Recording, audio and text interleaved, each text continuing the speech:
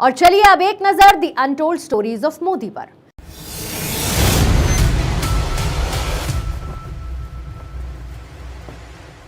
प्रधानमंत्री नरेंद्र मोदी का नजरिया अलग लेवल का है। काम कोई भी हो, सटीक सलाह देते हैं जिसका सही समय पर पॉजिटिव परिणाम भी मिलता है।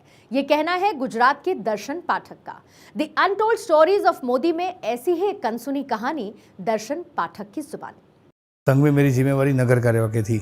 उस वक्त संघ के बहुत से प्रचारक जो बीमार होते थे तो डॉक्टर भरत भाई अमीन के दवाखाने में रुग्णालय में एडमिट होते थे। एक बार वसंतराव चिपळूणकर जी एडमिट हुए। उस वक्त साहब सीएम थे।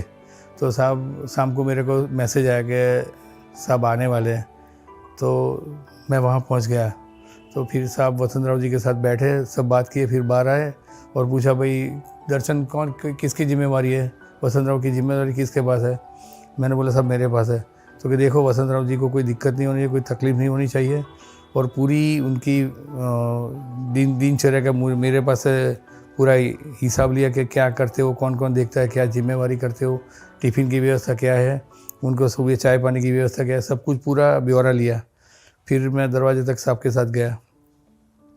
फिर वहाँ साहब ने वसंतराव जी को बोला था कि वसंतराव अगर चलना है तो मेरे साथ सीएम बंगले चलो, 4-5 दिन हवा फिर हो जाएगी।